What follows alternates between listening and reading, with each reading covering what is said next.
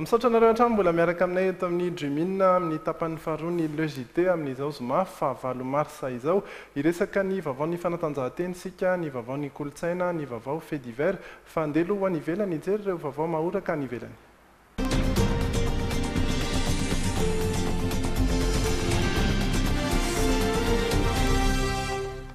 Any Venezuela dia androany zoma no andro fantatra fa nolazaina fa andevenana ny filoha Hugo Chavez fantatra kosa androany fa tsy ho alevina ity filoha venezueliana ity fa ho ampiarina ilay fomba izay natao tamin'ireo mpitondra sosialista fahiny.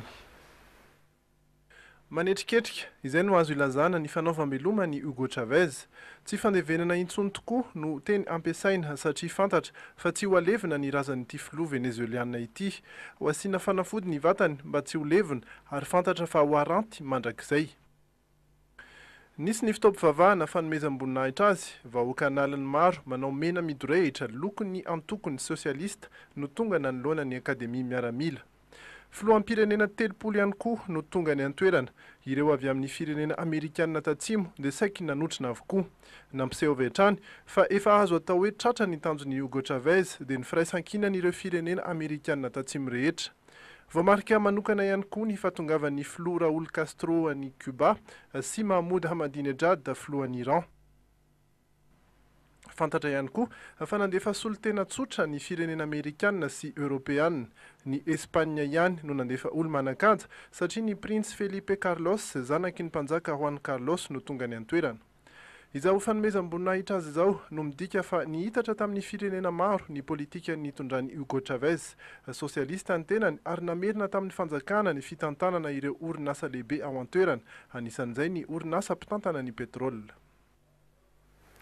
Raha ny vaovao voaray farany dia efa tara ihany ny fanombohan'io lamesa fanaovam-beloma ny filoha Hugo Chavez io. Ny anton'izay dia ny fahatarana ihany koa teo amin'ny fahatongavan'ireo filohampirenena rehetra izay andrasana ao Venezuela. Efa ora maromaro no tokony hanomboka ity lamesa ity ary vao minitra vitsy teo no nanomboka tany a Venezuela. Taoriany nandraisan'ireo fianakaviana ihany koa ny ireo vahiny rehetra izay tonga ny ankohaka nanoloana ny razana ary natao hoe nanome ihany koa naneho ny alahelo tamin'ny fianakavian'ny Hugo Chavez rehetra izay hitantsika amin'ny sary izao. Izay ny vaovao avy any ivelany iverina eto Madagasikara isika ary resaka mihitsy ny fomba malagasy ao anatin'ny vaovao kolontsaina.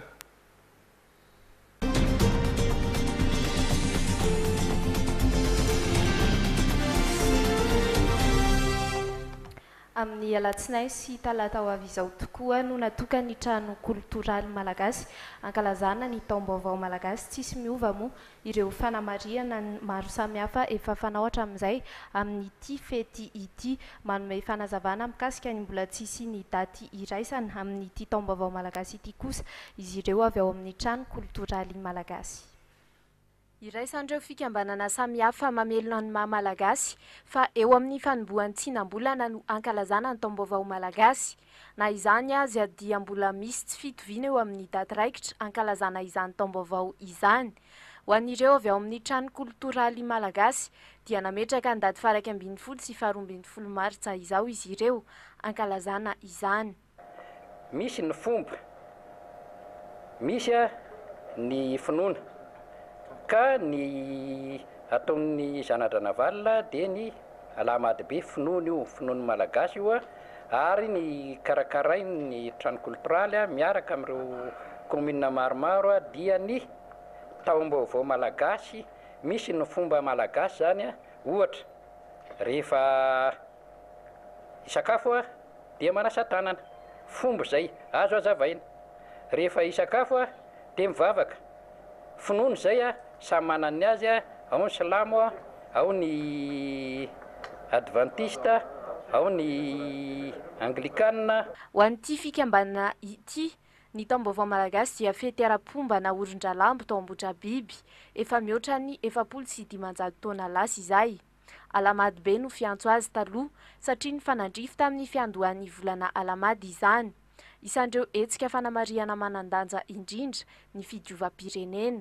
Alohan'ny hanaovana fety, alohan'ny hanaovana lanonana ankalazana taom-baovao malagasy dia isa-taona dia tokony hipetraka ny atao le hoe ho apetrakantsika ny atao hoe fidiova-pirenena isa-taona. Amin'ny fidiova-pirenena io zany a dia tandindona symbole hoe purification fanadiovana aloha ny atrena ny fankalasamana malagasy satria mbola misy lonilony mbola misy tsy fifankazonany amin'ny tsirairay a dia tsy mety zany. Amin'izao fotoana izao moa zany tsisy mpanjaka ataontsika fandrona, tsisy mpanjaka diovontsika fa itsika rehetrarehetra ny manao le fidiovana io. Efa mipetraka ny daty ankalazana ny taom-baovao malagasy mandrapahatonga ny taona 2024 ho an'ny trano koltoraly malagasy. Ny faraka amin'ny 30 martsa no voatondro ankalazana izy ireo izany amin'ny herintaona. Ny an'ireo avy ao amin'ny fikambanana Mamelomaso kosa dia ny 5-20 sy 4-20 martsa izao no anatanterahana ny asaramanitra. Mbola marobe ianareo no maneho hevitra mikasika ilay fantaniana momba ny zon'ny vehivavy izay napetratsika teto amin'ny Indrimina eo amin'ny Facebook ny Indrimina. Efa voalazako teo ihany fa ny resaka asa no tena miverimberina, anisan'izay zao ohatra i Antema Fiderana izay mbola milaza ihany koa fa ny eo amin'ny sehatry ny asa na tokony mitovy aza ny zo hiasa aleon'ny société maka lehilahy satria tsy manahirana amin'ny resaka ny hoe bevoka sy ny congé. Hevitra iray ihany zay ianareo ihany koa moa dia marobe ny maneho hevitra ato ary be ihany ny hoe zon'ny vehivavy sy ny zo maha-olombelona satria ao anatin'izay ohatra na ny herisetra fotsiny ihany aza dia ny olombelona rehetra dia tokony anana ny zo tsy hiaran'izay herisetra izay. Dia mbola afaka manohy ihany isika maneho hevitra hovakiana eto izay tratra rehetra satria dia marobe ianareo no miresaka izay tsy voavaky moa dia ho hitantsika ihany ao amin'ny facebook.com/Juminmada. I Jerry Edouard izay nitondra vaovao avy any alavidavitra ihany eo amin'ny kasika ny fait divers dia ho hitantsika ao aorian'ny vaovao ny fanatanjahantena miaraka amin'ny Andry Lalena-Andriamasy.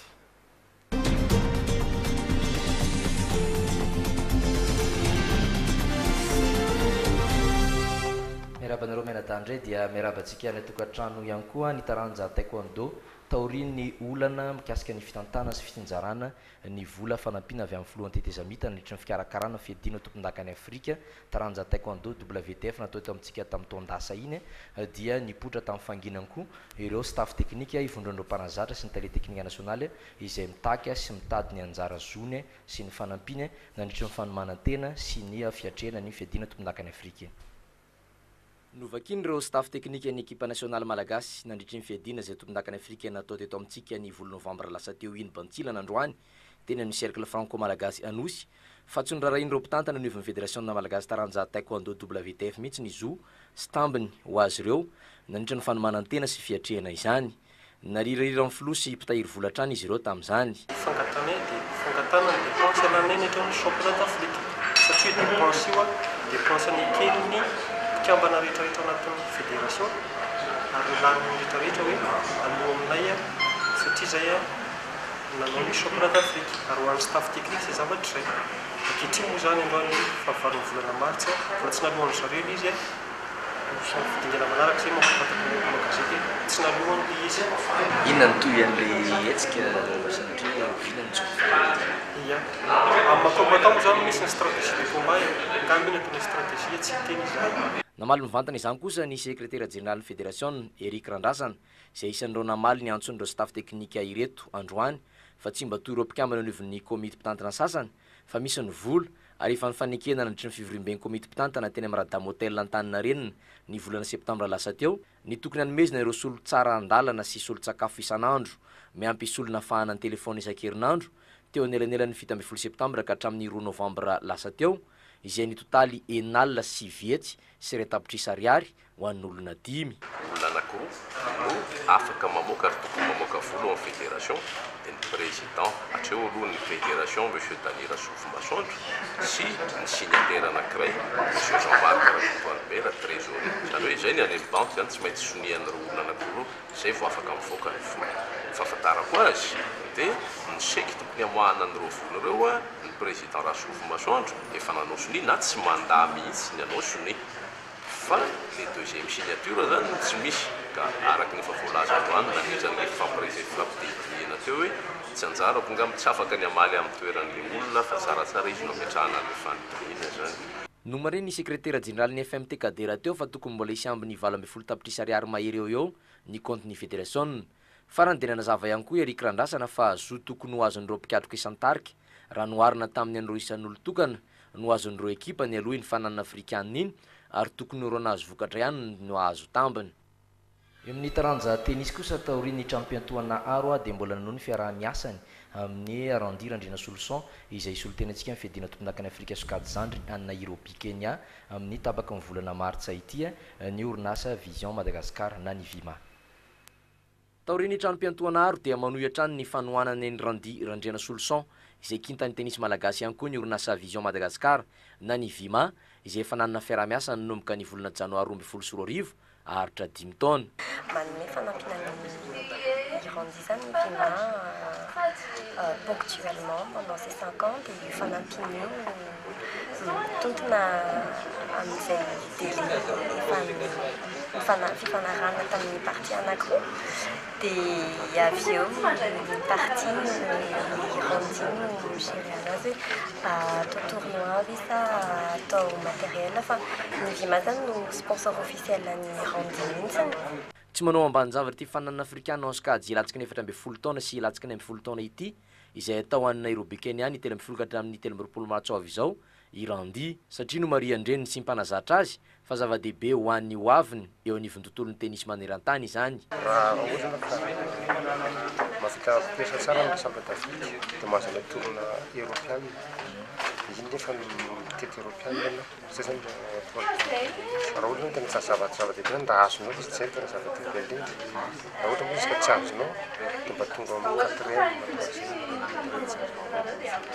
fa mety ho tratra ny Randiva izy tokony tratra aloha izay raha ohatra ka mifantoka tsara inona atao ilay tourna européenne dia izy atao mandeha France dia Belgique mandeha Suisse. Fandraisana anjara fandroany ho an'ny Randi eo anivon'ny fiadiana izay tompon-dakany Afrika Sokady Zandriny ity ary nitana ny larina fahenina izy ny taona 2024 fony vao 20 taona monja ary nahazo valiny itety fananana Europeana maromaro saingy tsy hafanandeha no niratra nahazo azy.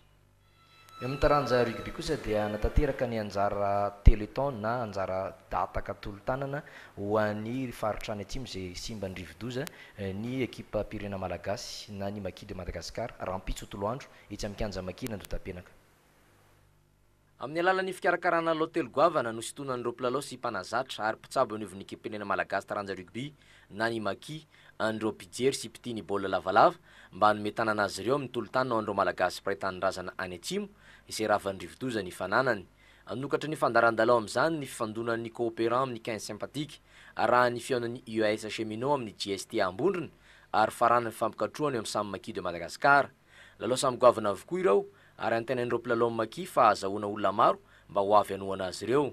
Tsy isy vidim-pidirana izany fa izy kosa ny vata androtsahan'ireo olona ho avy eny amin'ny kianja Maki andotam-penaka izay fony ho an'ireo havana sy namana any atsimo ny aran'ny rivodoza farany teo.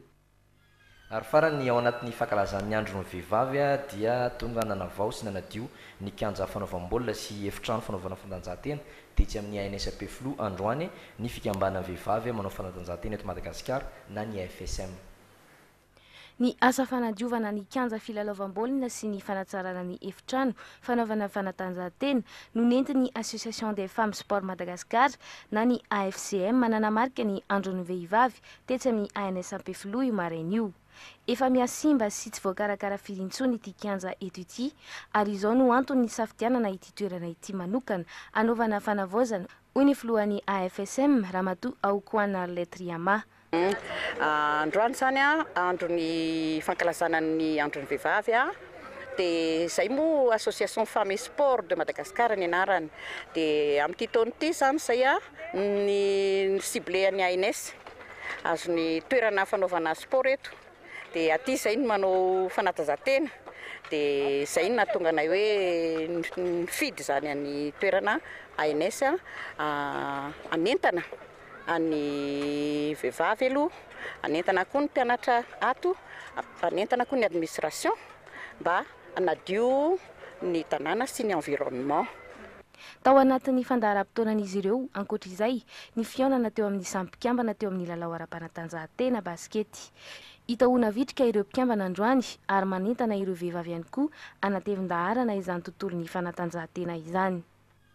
izay ny vaovaon'ny fanatanjahantena ny eo amin'ireo hevitrareo mikasika ny zon'ny vehivavy ao amin'ny Facebook dia misy anankiray izay lazainy vonjiny aina Todosoa Randrianarilala fa ny mampalahelo azy dia lasa andro fanaratsiana ny lehilahy ity andro tokony anehoana ny mahavehivavy no asoavin'Andriamanitra ity izay fanehoan-kevitra anisan'ireo marobe izay hitantsika eto amin'ny Facebook ny Dreamina andao aloha tsika ampandrosany Jerry Edouard rehefa avy eo tohizana ihany izay ao anatin'ny fait divers.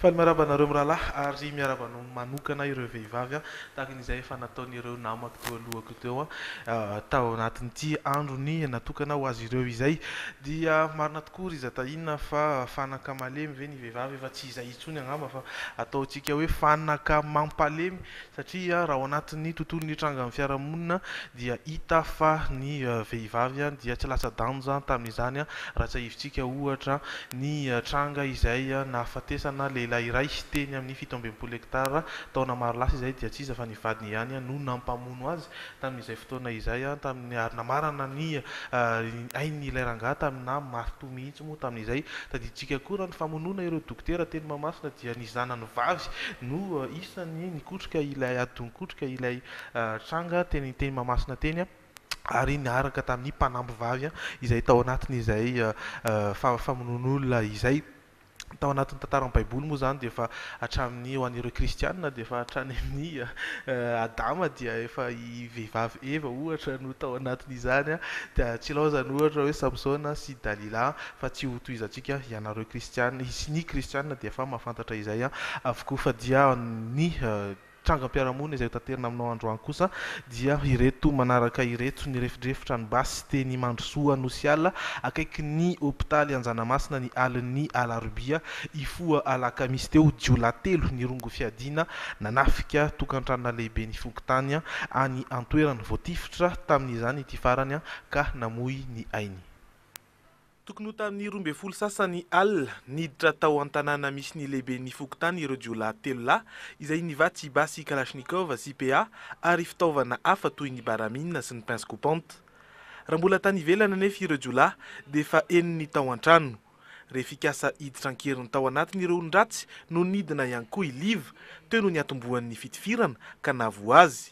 Bala 7 no nesorona tao aminy.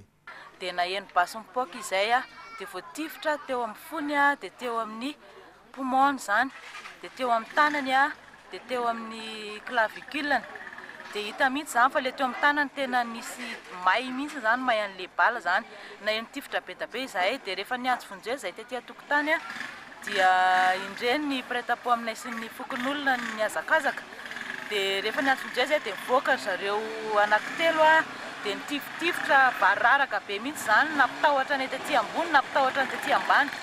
Nisy olon-kafa iray ihany koa naratra nandritra ity fanafiany ity, iliva kosa maty tsy tradrano. Ireo jiolahy kosa nefa tsy nahazo ninninona tao afa-tsy finday 3. Nitady vola izy ireo araka ny fantatra saingy tsy nahita izany tao. Ary lasa nandeha nifindra trano hafa ho tafiana rehefa nahare ny fahatairan'ny olona teo manodidina. Tao amin'ilay trano faharoa no nahazon'izy ireo vola antapitrisany. Tanànany lama ihany ny teny Mandrosoa Nosiala saingy fanondroany zao no efa nisy fanafiana teny. Lama mihitsy manodidina satria lasa be vahiny mihitsy ny etỳ aminay amin'izao fotoana izao. Lavitra mihitsy ny tompon'andraikitra eo amin'ny filaminana zany tena lavitra anay satria mbola any Ambohidratrimo zany hoe 10 kilometatra miala anay dia natramin'izay nisy ny foto-drafitrasa izay dia feno korotana zany etỳ aminay rehefa maromaro izay ny tranga nisy toy izao etỳ aminay. Efa mitombo tokoa ny foto-drafitrasa eny amin'ny manodidina azo everina fa efa misy ny fepetra ho raisina mahakasika ny ametrahana mpitandro filaminana mipetraka maharitra eny amin'ny manodidina. 7 tao ny liva no izao namony ainy izao. Tsy misy tsy mahafantatra azy ny olona teny amin'ny tanàna. 12 taona no nalehibe ny fokontany azy ary efa nikasa ny latsaka ho ben'ny tanàna ny tenany tamin'ity taon'ity. Misy ifandraisany ve ity fanafian'ity sy ny finiavana nanana ny tiram-pianakavian'ity. Ny fanadjadjina no hany afaka mamaly zany. saika korontana kosa no nitranga tany Sahavato tany Nosy Varika tany any amin'ny faritra Vatovavy Fitovinany taoriny ny famonoany ny lehilahy iray ny namany izay niara niloka taminy dia saika nitaky efa nitaky mihitsy moa zany ny fitsaram-bahoaka indray ny fianakaviany ity maty ity so fa efa nandefa ny ireo mpitandro filaminana izay natao fanampina koa ilay renfort ka voafehy hatrany ny fifandriam-pahalemana tany antoerana. No fanahina fa isy fitsaram-bahoaka ihany koa dia voaterinao mafisina ny isan'ny zandary ao Sahavato Nosy Varika nandefasana mpitandro filaminana maro avy any Mananjara ao antoerana mba hiarovana ny tanàna sy ny biraon'ny zandary. Ny anton'izany dia noho ny fisiany adiady izay niteraka fahafatesana teo anivon'ny olona roa nampiady omby. Niloka ireo ka rehefa tsy mifanaraka dia nifampikasy tanana amin'izay. Tsy vitan'izay aza fa nisy ny fampiasana lefina sy famaky. Maty tsitradrano vokatra izany herisetra izany ny iray tamin'izy roalahy nitsoaka ny navandoza saingy nitsoaka tany amin'ny biraon'ny zandary. Nametraka fitoriana teo anivon'ny komina ny fianakaviany Manamanjoa ary nangataka ny hamoahan'ilay olona mba hanaovana fitsaram-bahoaka. No marian'ireo mihitsy tao anatin'ny fitoriana ny hoe maso solo ny maso. Fangatahana izay mazava loatra fa tsy neken'ny mpitandro ny filaminana satria endriky ny fandikan-dalàna. Efa nanomboka ny anafana indray koa ny toedrarah rehefa irohatra hoeny amin'ny nitazoman'ilay navandozy ireo olona marobe. Vokany tsy maintsy nandray fanapahan-kevitra ny zandary ny nanala ilay olona tao ka nentina tany amin'ny borgady ny Mananjary. Mbola mitoy kosa ny fisamborana any Mandrisara any ka dia no samborina i Delphina ary izay voalaza fa lehibe ny ireo zatovo nanan-korontana tao Mandrisara nandritra ireny toe-javatra nafanana tao antoerana ireny. Toy ireo sasany efa notana mpitandro filaminana dia nalefa any Antsohico izy amin'ny fanadiadiana azy raha araka ny loharam-baovao ao antoerana hatrany. Tsy mbola niverina nianatra ny mpianatra omaly na dia efa nanomboka miverina tsikelikely aza ny filaminana ao Mandrisara. Amin'ny alatsinainy ireo no iverina any Antsakoly raha tombatomban'ny tompon'andraikitra ny fanabeazana. Hatreto dia ny fitarian'olona hoeny amin'ny fonja mba hamaky an'izany ny fanombana fananan'olona ary koa ny fitorana manam-pahefana no tena antony ny fanadiadiana ireo olona 12 izay tazomina ao Antsohy ireo. Izay ny teto antoerana ohatry nisy korotana ihany koa atao hoe tsy nisy moa ny korotana fa nisy ny eritreritra fa isy korotana tany Ivato omaly alina. Ny ely tokoa ny tsao rizatahina fa nisy ny korontana teny Ivato tapo-tanàna sy eny manodidina nisy ranam-piaramanidina iny.